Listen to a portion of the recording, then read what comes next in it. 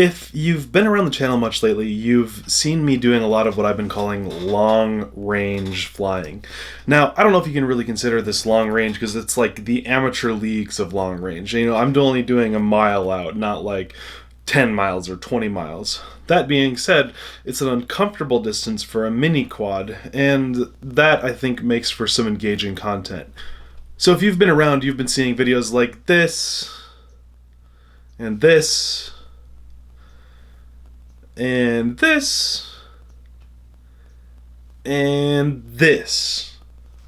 All of these videos have been taken with roughly the same rig, so I wanted to kind of quickly take an opportunity to go back over what those electronics are and give you an idea of what it takes to achieve these awesome videos.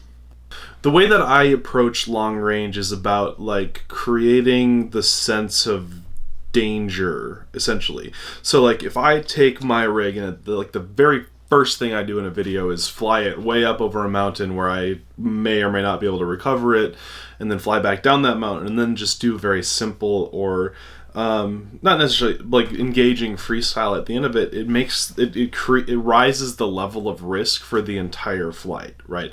So like if you go out to the top of the mountain, you know, immediately everybody that's watching the video is like, oh gosh, he's about to crash. But then you bring it all the way back down to the bottom and then just do some very simple, and I'm not saying like, I'm not trying to downplay like the technicality of the freestyle at the bottom, but you know, when you come back to the base, to the home station, and you're just kind of doing simpler, safer freestyle at the bottom there, the fact that you started with this scary long range thing elevates the impression of the freestyle that you're doing in a safe area. And that's kind of my approach to some of those long range videos lately, is that it's like, oh crap, he's gonna lose his quad, and then oh my gosh, he didn't lose his quad, now look at all this cool stuff. Like that's kind of my way of trying to I don't want to say trick people into watching it, but that does make it more engaging, right? That's exciting. So with all that understanding of like my philosophy for doing long range, let me kind of give you a quick overview on what the long range rig itself is. One thing that I want to say before we get into the gear overview is that all of these individual bits and pieces will be available in the Amazon affiliate link descriptions below. And if you choose to purchase any of them through those links, the channel gets a little bit of kickback, which is great. Now, ignore the rest of that. Let's go into the gear. So let's start with the rig. This is the long range rig that I've been using. It is the Show Me What You Got Steez. It runs the Hype Train motors. It's got a Runcam Micro Swift 2 in it. There's a TBS Crossfire receiver down there. There's a TBS Immortal T antenna mounted just like that, so that it's you know, just coming out the sides. Nothing special going on there. XT60. I've got an Axie 2, which actually has been used for all of the flights that you've seen. It is not my favorite antenna, but it's been getting the job done, so I haven't changed it. Right now what you see inside is not a TBS Unify, but instead a Stealth VTX, but the Stealth VTX is actually what I'm using in it. And yeah, if I power it up, it's got some pretty LEDs and all that kind of stuff, which is great from Furious FPV. But for the most part, like, this is the exact quad that I use. This is the battery that I use. This is a Pulse 1550 graphene square-shaped battery. I really do like these. They fit the Steez really well. They can mount sideways, and then you put your GoPro up top. I don't have my GoPro right handy, but that's, you know, that's the idea. For radio, I'm using the TBS Crossfire. I use the full-size version. The antenna that I have on right here is not the one that I actually use when I'm flying. I have the original one that comes with it, but I just have this one handy right now. When I'm going distance, when I need some comfort, I fly at 500 milliwatts on here. That's what I bump it up to, and that gives me like the peace of mind to be able to go out longer and longer distances.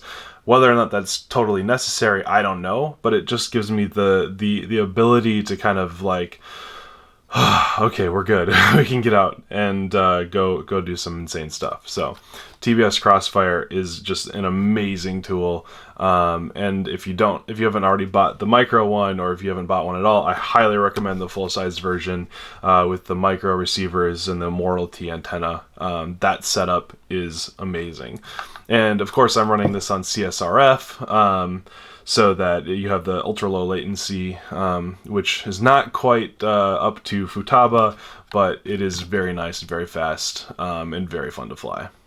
And finally, on the video front, I run my Fat Shark Dominator HD3s. The antennas that I use on the Furious FPV True D diversity receiver, which is honestly all you need to do long range, is the X Squared Air 5.8 2 diversity antenna, as well as just a TBS Triumph for the short range. But for the most part, I'm flying off this. I just face in the direction that I'm going, and I usually end up looking down a little bit when I'm flying, just out of habit. So I always point my antenna up a little ways. Now, the Vtx settings that I'm running on the Unify on the quad are actually only 200 milliwatts. For all of the videos that you've seen, I'm running a race Unify, which means the max output that I can have is 200 milliwatts. And I'm receiving that with this. Now, if I was going to go out further and further and further, I would absolutely pull out my Clearview, which is an amazing, amazing, powerful, crazy receiver, and that's what I would be using to go further than 200 milliwatts could provide. Now, you know, at that point, you're talking about like 2, 3, 4 miles out, which is not what I'm doing in these videos. I'm only going out maybe a mile at most. So, I mean, for long range, that's really all that I've got going on. Like, there's nothing special here. And I think, I want to make a point out of saying that. Like, the best freestyle that you can do is doing it with a rig that you can trust inherently. And having the TBS Unify, having the TBS Crossfire, having stuff on that freestyle rig that I can absolutely trust beyond a doubt to not just like randomly fall out of the air. That's what's important for me in order to go out and do these more intense, crazy, scary videos.